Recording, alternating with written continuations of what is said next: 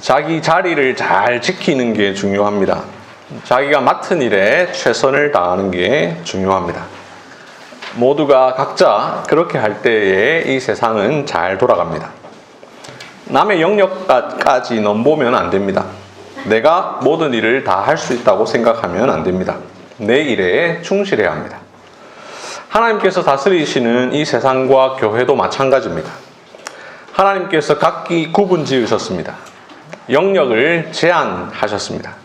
각각의 역할을 주셨습니다. 하나님의 섭리입니다. 그런데 질서를 깨뜨릴 때에 혼돈이 생깁니다. 선을 지키지 않을 때 갈등이 발생합니다.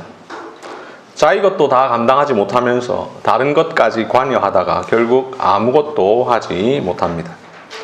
영역을 침범하다가 다른 영역에 물들어서 오염되기도 합니다. 그래서 명확하게 구분하는 게 좋습니다.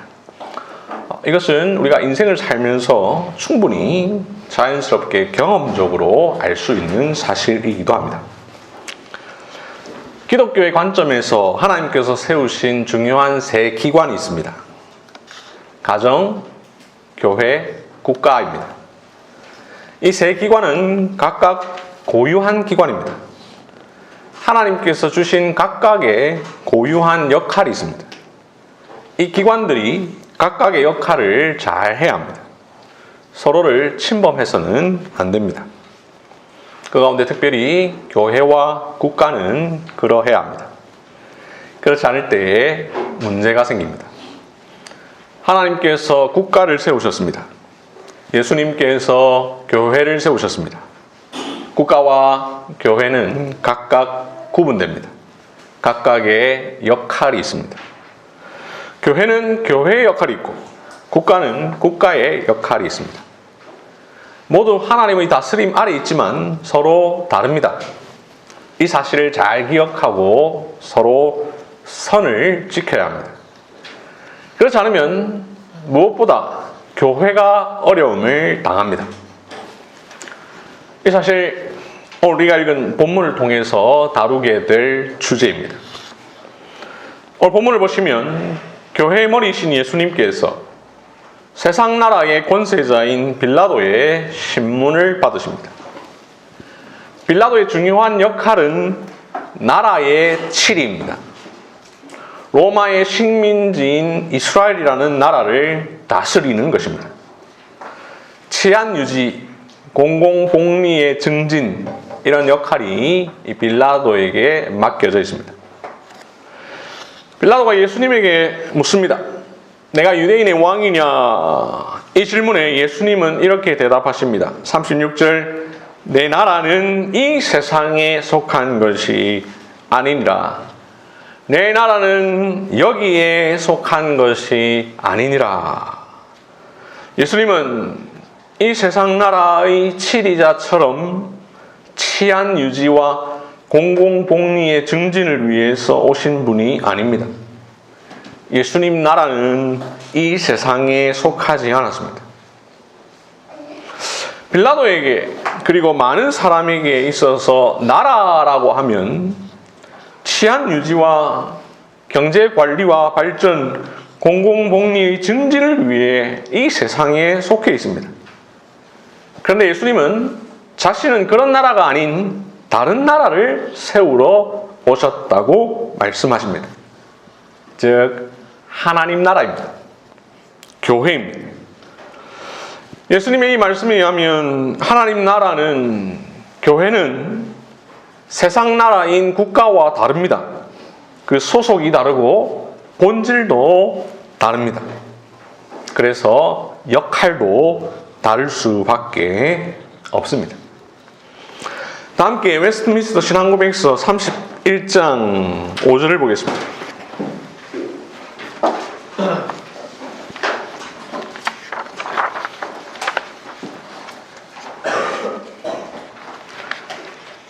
제가 읽은 번역, 제가 읽는 번역하고 조금 다를 수 있지만 내용은 같으니까 그냥 들으시면 되겠습니다.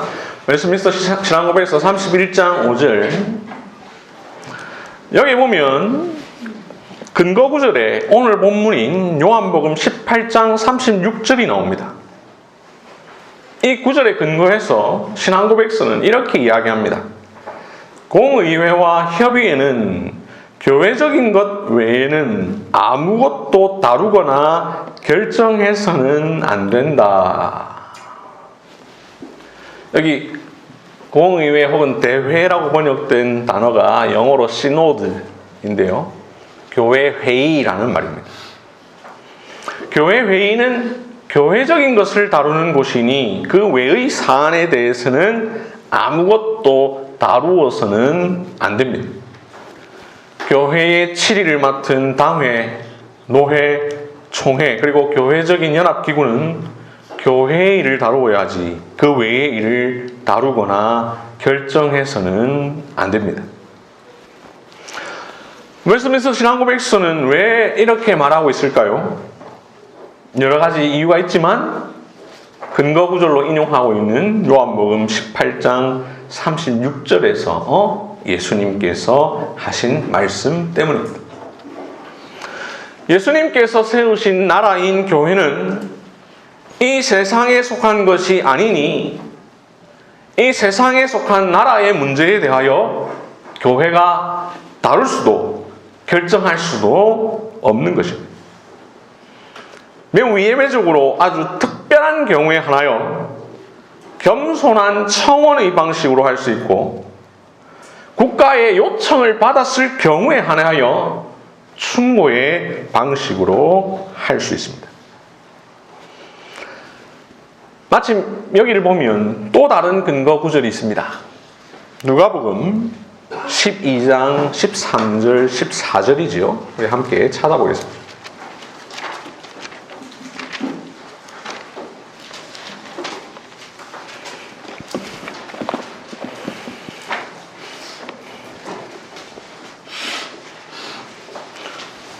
누가복음 12장 13절 14절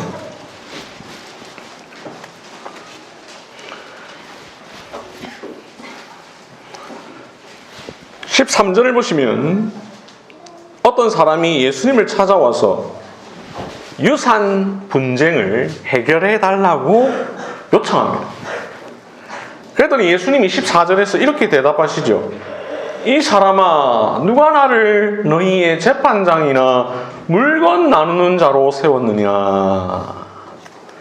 예수님은 그런 일은 자신에게 주어진 일이 아니라고 말씀하십니다. 실제로 이런 일은 어디에 가서 해야 합니까? 세상 법정에 가서 해야 합니다. 시민 정부의 영역입니다. 교회가 유산 분쟁을 다루지 않습니다. 그런 일은 국가에게 맡겨진 일이고 국가는 그런 것을 위해서 존재합니다. 성경을 잘 몰라도 많은 사람들이 아는 성경 구절 중에 이런 말씀이 있죠. 가이사의 것은 가이사에게, 하나님의 것은 하나님께 바치라. 마태복음 22장, 마가복음 12장, 누가복음 20장에 기록되어 있는 말씀입니다. 바리새인들이 예수님을 올무에 걸리게 하려고 질문했습니다. 가이사에게 세금을 바치는 것이 옳습니까? 옳지 않습니까? 이 질문에 만약 세금을 내라고 대답하면 유대인들이 증오하는 로마 정부를 지지한다고 오해할 위험이 있습니다. 반대로 세금을 내지 말라고 대답하면 예수님이 로마의 권력에 대항하는 혁명가처럼 보일 위험이 있습니다. 그래서 의도적으로 이런 질문을 했습니다. 어떻게 대답하든 궁지에 몰리게 하려고 물은 것이죠. 이를 아시는 예수님이 당시 동전인 데나리온에 대하여서 그 동전에 새겨진 형상과 글이 누구의 것이냐고 물으십니다. 사람들이 가이사의 것입니다 라고 대답하니 이렇게 말씀하십니다. 그런즉 가이사의 것은 가이사에게, 하나님의 것은 하나님께 바치라. 이 말씀을 통해서 예수님은 우문현답하십니다. 교회는 세상 정부의 정당한 일을 부정적으로 보아서는 안 됩니다. 국가로서의 고유한 역할이 있습니다. 세금 문제는 국가의 일입니다. 성도는 국가의 그 일에 마땅한 의무를 해야 합니다. 또한 교회는 국가의 일에 대하여 다루거나 결정하거나 간섭하거나 통제해서는 안 됩니다. 우리는 오늘 본문과 그리고 다른 몇 성경 구절 그리고 신앙 고백서를 통해서 오늘 설교의 제목인 정교 분리라는 중요한 원리를 배웁니다. 정교의 정은 정치입니다. 정교의 교는 교회입니다. 정교 분리, 정치와 종교는 분리되어 있다라는 말이죠. 다르게 말하면 교회와 국가의 분리입니다. 교회와 국가는 별개의 영역에 속합니다. 국가는 이 세상에 속했습니다. 반면 교회는 비록 이 세상에 있지만 궁극적으로는 이 세상에 속하지 않았습니다. 이 각각은 고유의 영역이 있습니다. 국가는 치안 유지, 경제, 공공복리 이런 것들을 위해서 존재합니다. 반면 교회는 구원을 위해 존재합니다. 하나님 나라를 위해 존재합니다. 그래서 교회는 시민 정부의 일에 대하여 간섭해서는 안 됩니다. 국가는 교회의 일에 간섭해서는 안 됩니다. 영적인 일과 세속적인 일은 명백히 구분됩니다. 웨스트민스터 신앙고백서 31장 5절 우리가 방금 보았는데요. 거기에서 정교 분리를 이야기합니다. 그러면서 30장에서는 교회는 그러면 어떻게 다스려져야 하며 23장에서는 국가는 어떻게 다스려져야 하는지에 대해서 다룹니다. 먼저 바로 앞에 있는 30장을 보겠습니다. 30장 교회는 어떻게 다스려져야 하는가에 대하여 다룹니다. 1절은 교회가 그 역할을 다할 수 있게 하기 위해서 예수님께서 교회를 다스리는 직원을 세우셨다고 말씀합니다. 함께 1절 읽어보겠습니다. 시작. 교회의 왕이며 머리이신 주 예수께서 교회의 직임자들의 손에 하나의 정치를 임명하셨으니 이는 시민 정치와 구별되는 것이다. 예수님은 이 세상에 속하지 않은 나라를 세우셨습니다. 그리고는 그 나라의 왕이요 머리가 되셨습니다. 하늘로 올라가신 예수님, 그 나라를 다스릴 교회의 직원을 세우셨습니다. 목사와 장로입니다. 그들에게 교회의 치리, 다스림을 맡기십니다. 하늘에 계신 예수님, 그들을 통하여 교회를 다스리십니다. 교회의 치리자는 국가 치리자와 구별됩니다. 즉 국가는 국가 위정자가, 교회는 교회의 직원이 다스립니다. 그 밑 2절에 보시면 이 직원에게 천국 열쇠가 맡겨져 있습니다. 말씀과 권징을 통해 복음 사역을 감당합니다. 다음으로 앞으로 좀 더 넘겨서 23장을 보겠습니다. 23장은 국가는 어떻게 다스려져야 하는지에 대해서 다룹니다. 1절은 국가가 그 역할을 다할 수 있도록 하기 위해서 하나님께서 국가를 다스리는 위정자를 세우셨다라고 말씀하십니다. 1절을 함께 읽어봅시다. 시작. 온 세상의 최고의 주이시며 왕이신 하나님은 자기 밑에 자신의 영광과 공공의 유익을 위하여 백성들을 다스리는 위정자들을 세우셨다. 그 목적을 위하여 그들에게 무장할 수 있게 하셨으며 그것은 선한 일을 하는 자들을 보호하고 격려하며 악을 행한 자들에게는 형벌을 주게 합니다. 이 23장 1절과 좀 전에 보았던 30장 1절을 자세히 비교해 보시면 23장 1절은 그 주체를 온 세상의 최고의 주이시며 왕이신 하나님이라고 표현했는데 30장 1절은 그 주체를 자기 교회의 왕이요 머리이신 주 예수님이라고 표현했습니다. 이렇게 세상과 교회를 구분합니다. 국가와 교회가 다르다는 것을 명확하게 합니다. 그러면서 국가는 위정자가, 교회는 직원이 다스린다라고 가르칩니다. 앞서 보았던 30장 2절은 교회 직원에게 천국 열쇠가 맡겨졌다고 했습니다. 교회 직원이 말씀과 권징을 통하여 복음 사역을 한다고 했습니다. 여기 23장 3절은 말씀과 성례를 거행하는 일이나 천국 열쇠의 권한을 국가 위정자가 맡을 수 없다라고 이야기합니다. 국가 위정자는 교회의 일에 간섭할 수 없다, 침해할 수 없다라고 말합니다. 이렇게 정교 분리의 원리를 분명하게 설명하고 있습니다. 3절은 국가 위정자가 교회의 일에 침해할 수 없다라고 했는데 신앙 고백서는 일방적이지 않습니다.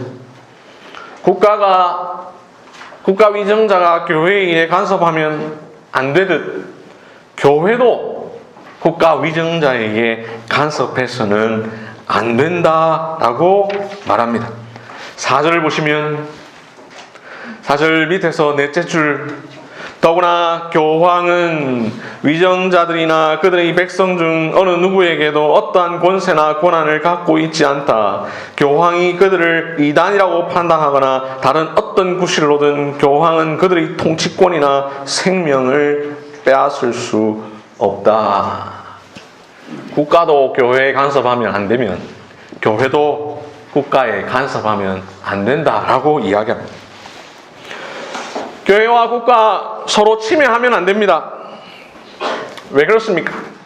각각은 구분되는 존재이기 때문입니다. 각각은 존재 이유가 다르기 때문입니다. 각각은 고유한 영역과 역할이 있기 때문입니다.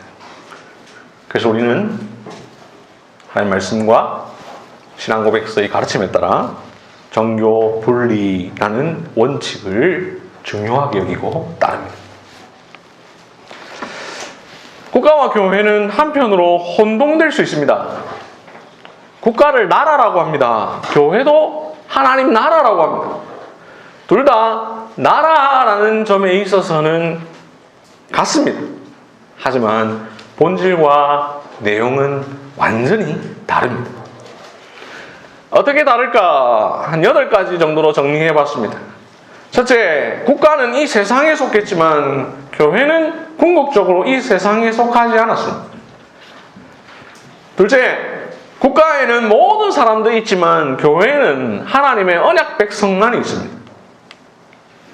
셋째, 국가의 공직은 비그리스도인도 맡지만 교회의 직분은 반드시 그리스도인만 맡을 수 있습니다. 넷째, 국가는 세속적인 일을 다루지만 교회는 영적이고 거룩한 일을 다룹니다. 다섯째, 국가의 목적은 공공의 평화와 안녕과 질서 유지에 있지만 교회의 목적은 하나님의 영광과 그분의 나라를 확장하는 일이 있습니다. 여섯째, 국가는 각 나라의 법률에 따라 운영됩니다. 예를 들어 대한민국은 헌법과 법률에 따라 운영됩니다. 반면 교회는 성경과 신앙 고백서와 교회법에 따라 운영됩니다. 7번째, 국가는 공권력을 가졌으나 교회는 천국 열쇠를 가졌습니다. 8번째, 예수님은 교회를 세우셨고 자기 피로 구속하셨습니다. 하나님은 국가를 세우셨지만 국가를 위하여 독생하신 아들 예수 그리스도를 주시지는 않았습니다. 이런 여러 차이들이 있으니 정교 분리는 당연한 원리입니다. 정교 분리는 성경이 말씀하고 있고 신앙 고백서가 가르쳐 줄 뿐만 아니라 교회의 역사를 통해서도 그 원리와 이유를 확인할 수 있습니다. 교회 역사를 보면 정교 분리는 너무나 필요했고 제대로 지켜지지 않을 때 교회는 핍박을 당하든지 아니면 타락하든지 둘 중 하나였습니다. 먼저 국가가 교회에 관여하여서 핍박을 당했던 일입니다. 교회 역사에 보면 국가가 교회 일에 관여했던 일들이 많았는데 그중 가장 대표적인 것이 헨리 8세 이후의 영국 성공회입니다. 영국의 왕 헨리 8세가 1534년에 수장령을 발표합니다. 수장, 즉 자기가 머리라는 겁니다. 교회의 머리라는 겁니다. 이제부터 종교에 관한 모든 사건은 교황으로부터가 아니라 왕의 관할과 권위 안에서 최종적으로 논의되고 결정될 것이다. 수장령의 핵심적 내용입니다. 헨리 8세는 이 법을 거부하고 비난하는 자는 대역죄인으로 처벌한다고 했습니다. 로마 가톨릭의 교리인 화채술을 부인하는 자는 사형에 처한다고 했습니다.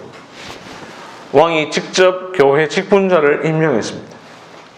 그렇게 국가가 교회의 일에 관여하기 시작했습니다. 이후에 즉위한 피해 여왕 메리 튜더는 개신교 목사들을 감옥에 넣었고 이로 인하여 많은 목사들이 대륙으로 피난을 갔습니다. 이후에 등극한 엘리자베스 1세는 획일적인 예배를 강요했습니다. 세례를 받을 때 십자가 표시를 하게 했고 성찬식 때 무릎을 꿇고 받게 했습니다. 자신의 지시에 순종하지 않는 청교도들을 반청교도령을 통하여 핍박했습니다. 많은 청교도 목회자들이 면직되고 투옥되었습니다. 이어서 스코틀랜드 출신 제임스 1세는 성례를 무릎 꿇고 받으라, 병자에게 사적으로 성례를 집행하라 등 교회 일에 간섭합니다. 스포츠 선언을 통하여서 주일을 경건하게 보내지 못하도록 합니다. 주일 성수를 탄압합니다. 이렇게 국가가 교회에 대하여 특정 교리를 강요합니다. 결국 핍박을 받던 사람들 가운데 일부가 네덜란드로 도망갔다가 그들 가운데 일부가 다시 1620년 신앙의 자유를 찾아 메이플라워 호를 타고 신대륙, 즉 미국으로 떠났습니다. 당시 스코틀랜드의 종교개혁자 앤드류 멜빌은 제임스 1세에게 두 나라와 두 왕이 있으니 그리스도와 교회가 한 나라요. 국왕은 교회의 구성원에 불과하다고 주장합니다. 이렇게 멜빌은 국가가 교회에 관여할 수 없음을 주장하니 그 주장의 내용이 오늘 보았던 웨스트민스터 신앙고백서에 반영되어 있습니다. 이렇게 정교 분리가 지켜지지 않고 국가가 교회에 간섭할 때 교회는 핍박과 박해를 받습니다. 교회가 국가의 간섭이 아닌 국가의 보호를 받으면 어떻게 될까요? 그러면 좋은 일 아닐까요? 그렇지 않다는 것이 초대교회의 역사를 통해서 나타났습니다. 초대교회가 오랜 기간 동안 핍박을 받았습니다. 그러다가 콘스탄티누스를 통하여서 313년 기독교가 공인됩니다. 약 250년 동안 계속되었던 박해가 막을 내립니다. 콘스탄티누스는 목회자들에게 각종 병역 의무, 납세 의무를 면제해주고 기독교인 노예를 해방시키며 일요일을 로마 제국의 공식적인 휴일로 만듭니다. 콘스탄티누스는 정교 분리를 어기려고 그렇게 한 것은 아니었습니다. 교회의 고유 영역을 침범하려고 그렇게 한 것은 아니었습니다. 하지만 교회를 지나치게 보호하려다가 결국 교회의 고유의 영역을 관여하기 시작한 것입니다. 시간이 흐르니 점차 콘스탄티누스 황제는 교회 위에 군림하기 시작합니다. 결국 콘스탄티누스의 우호적 조치들은 교회의 순수성과 거룩성을 잃게 만들고 교회 지도자들은 복음보다 권력에 관심을 갖게 됩니다. 좀 더 지나 379년에 집권한 테오도시우스는 380년 기독교를 국교로 선포합니다.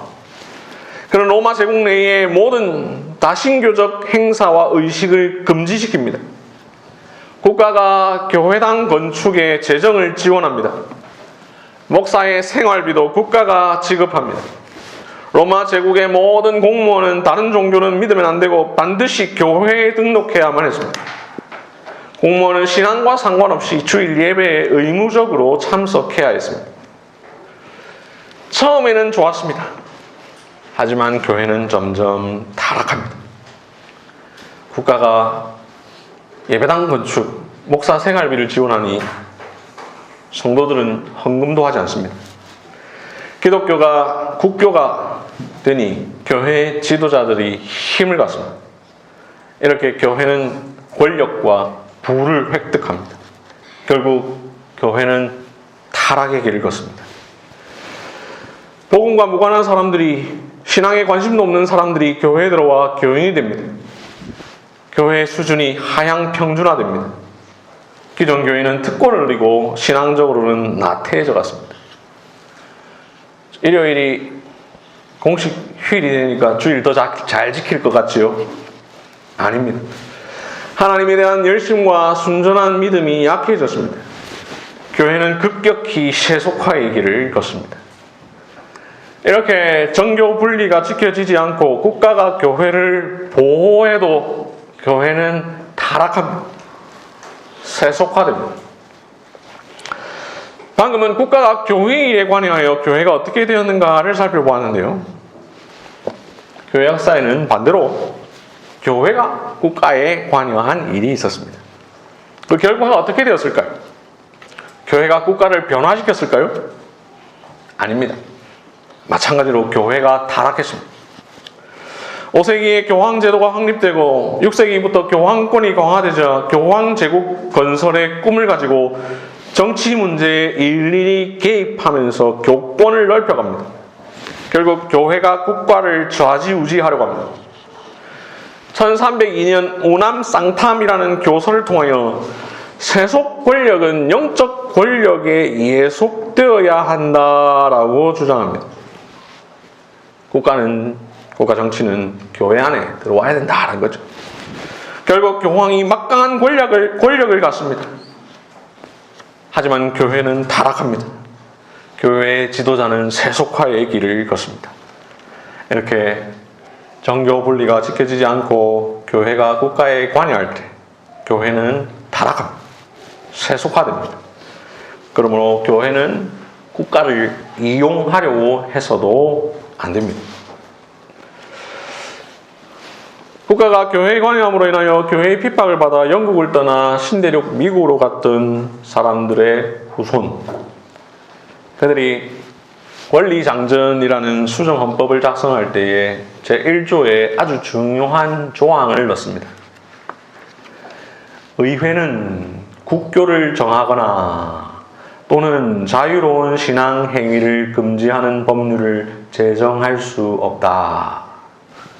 정교 분리의 원칙입니다. 이 원칙이 지금도 미국에서 적용되고 있습니다. 이 법의 영향을 받아 대한민국 헌법 제20조는 이렇게 말합니다. 1항 모든 국민은 종교의 자유를 가진다. 2항 국교는 인정되지 않으며 종교와 정치는 분리된다. 다행스럽게도 우리 교회가 따르는 신앙고백서만 아니라 우리가 머물고 있는 대한민국의 헌법도 정교 분리를 명시하고 있습니다. 이 법 덕분에 교회는 국가의 간섭을 받지 않을 수 있습니다.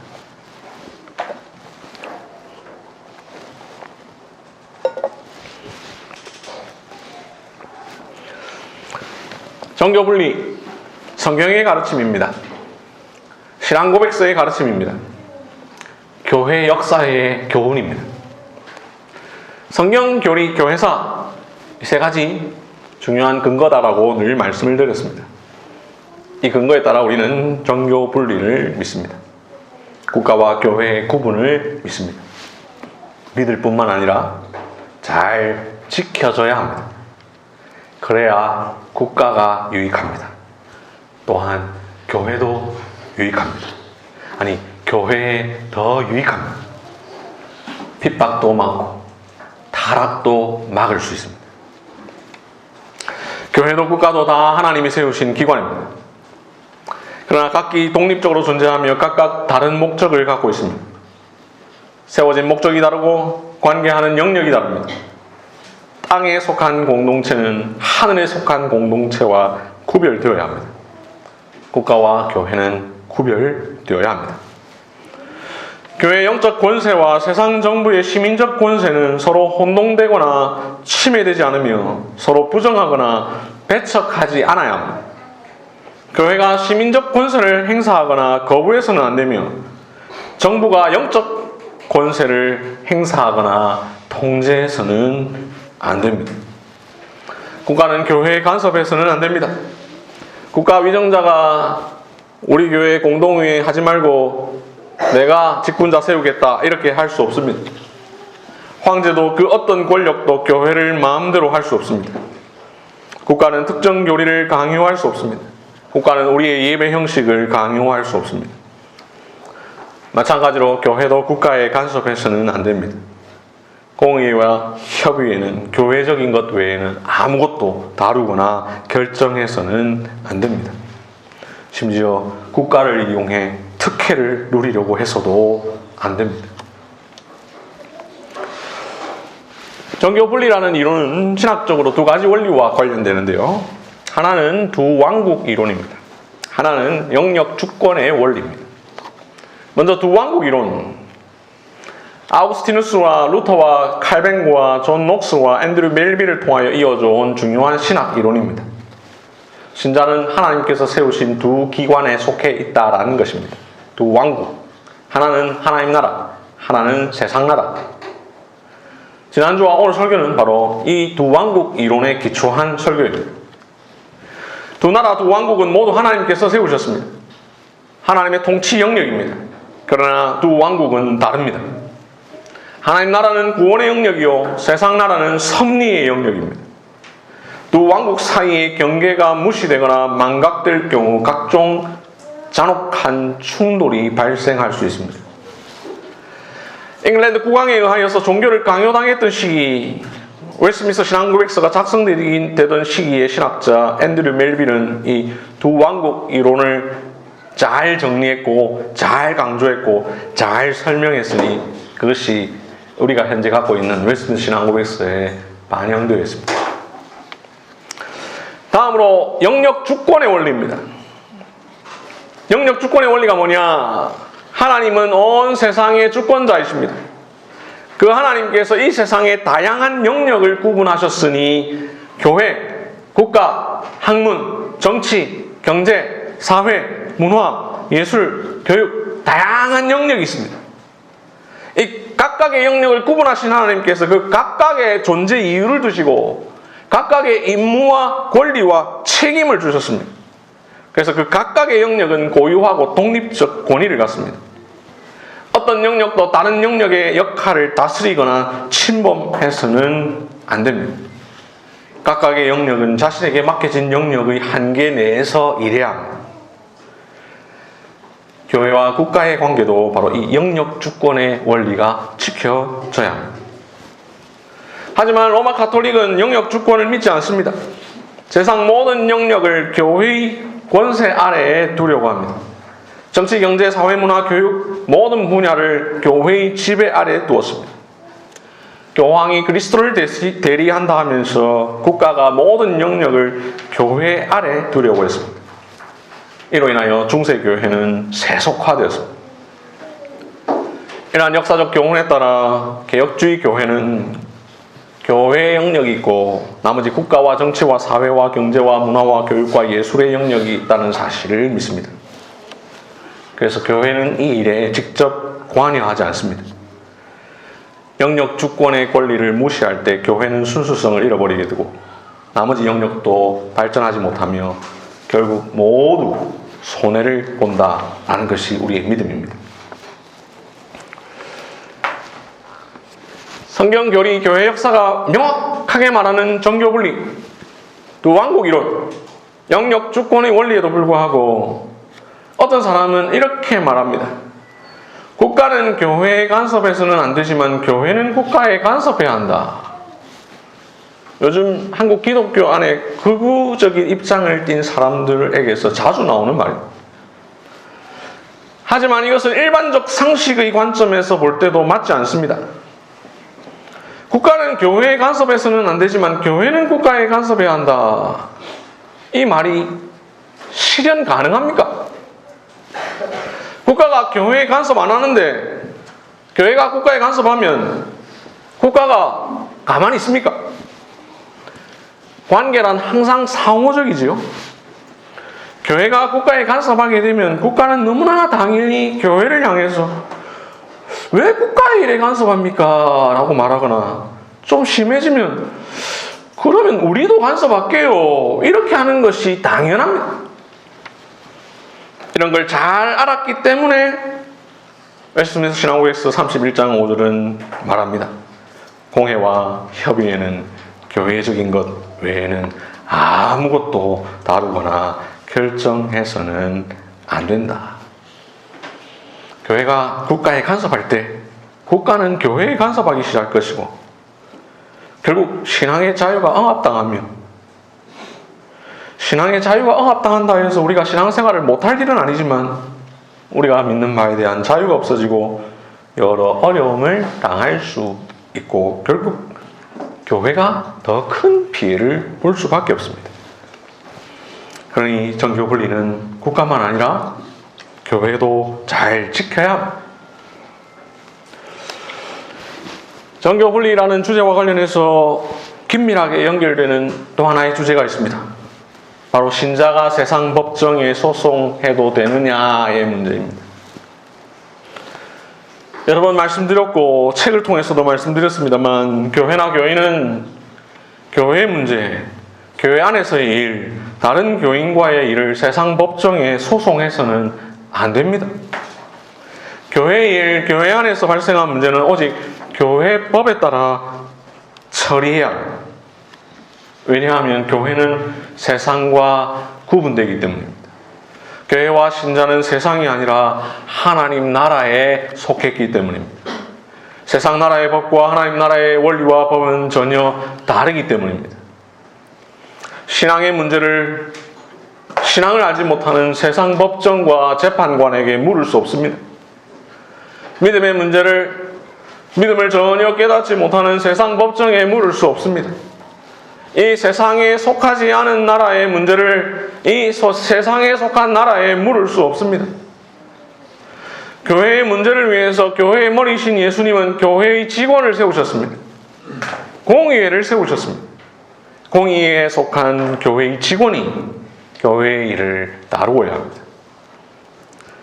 그런데 신자가 교회 일이나 다른 교회 교인과의 일을 가지고 세상 법정에 소송하는 것은 정교 분리의 원리를 벗어나는 일입니다. 안타깝게도 한국 교회와 그리스도인들이 이 사실을 알지 못합니다.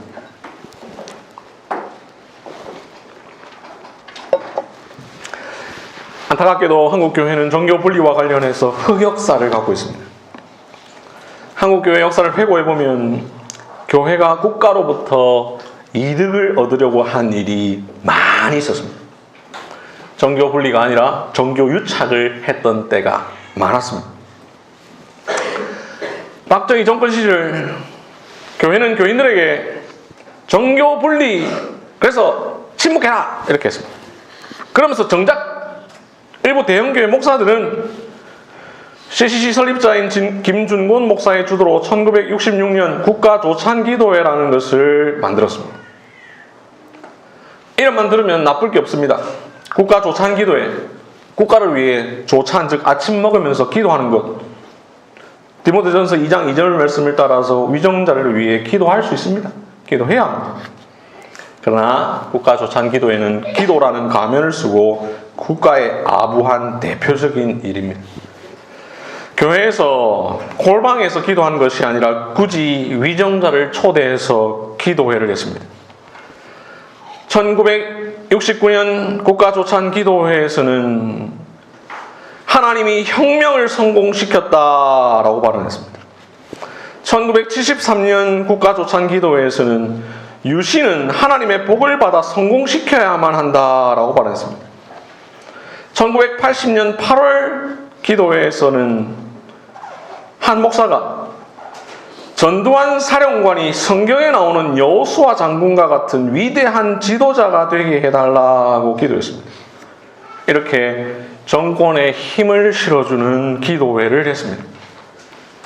위정자의 치적을 찬양하거나 홍보하는 자리가 되었습니다. 국가조찬기도회는 교회가 국가 권력과 유착한 대표적인 일입니다. 그렇게 대형교회 목사들이 친정부 성향을 띄었습니다. 종교 유착으로 특혜를 누렸습니다. 국가는 친정부적인 기독교 기관과 교회가 건물을 짓거나 토지를 매입할 때에 많은 특혜를 주었습니다. 국가조찬기도회를 통해서 맺어진 종교 유착으로 1970년대 한국교회가 성장한 것은 부끄러운 일입니다. 실명을 거론해서 죄송하지만 극동방송의 김장한 목사가 종교 유착을 통해서 많은 혜택을 누린 것은 공공연한 사실입니다. 안타깝게도 이러한 역사는 지금도 계속되고 있어서 단지 역사의 한 장면이 아닙니다. 명성교회 김상환 목사는 자기 교회에 수많은 대통령이 다녀갔다며 치적을 자랑합니다. 그 외에 많은 대형교회 목회자들이 예배 시간에 불신자 정치인을 초청하여 축사를 시킵니다. 이렇게 교회는 정치에 편승하여 이득을 취하려는 경향을 보입니다. 그것은 결국 교회에 아무런 득이 되지 않습니다. 오히려 교회를 타락시킵니다. 지켜져야 할 정교분리는 지금도 지켜지지 않는 일이 태반입니다. 총회는 시시때때로 성명서를 발표합니다. 일부 목사들은 선거철이 되면 설교단에서 정치적 중립을 지키지 않고 특정 정당과 정치인을 지지하거나 반대합니다. 교회당을 유세장으로 바꾸고 있습니다. 결국 세상 법정에 서고 선거법 위반으로 그리스도와 교회의 이름을 욕되게 만듭니다. 이렇게 교회는 거룩성과 순수성을 잃어버립니다. 이 일의 책임은 방금 언급한 목사만 아니라 그 교회의 성도들 역시 공범이 아니라고 말하기 어렵습니다. 정교분리와는 조금 다르지만 그 근원에 해당하는 영역 주권의 원리를 깨트리는 일들이 한국 교회 안에 많습니다. 요즘은 교회가 온갖 일들을 다 하려고 합니다. 교회가 유치원이나 학교를 운영합니다. 교회가 사회복지관을 운영합니다. 교회가 병원을 운영합니다. 교회가 카페를 합니다. 교회가 그야말로 만물상이 되어버렸습니다. 영역 주권의 원리가 그렇게 깨어지고 있습니다. 그런 일은 교회가 아니라 교인이 해야 합니다. 정치의 경우 교회가 아니라 교인이 국가 시민 자격으로 참여해야 합니다. 교회를 대표하는 목사는 그런 일을 해서는 안 됩니다. 하려면 목사직을 그만두고 해야 합니다. 학교는 교인이 운영하면 됩니다. 사회복지관은 교인이 운영하면 됩니다. 카페는 교인이 운영하면 됩니다. 교회의 사명과 신자의 사명은 구별됩니다. 교회의 사명은 영적인 영역에 있습니다. 신자는 교회에서 훈련받아 각각 정치, 사회, 경제, 문화, 예술, 교육 등의 이 세상 다양한 영역에서 살아갈 수 있습니다. 그렇게 함으로 정교 분리와 영역 주권을 지킬 수 있습니다. 마무리하면서 다시 오늘 본문 요한복음 18장을 보겠습니다. 내 나라는 이 세상에 속한 것이 아니니라.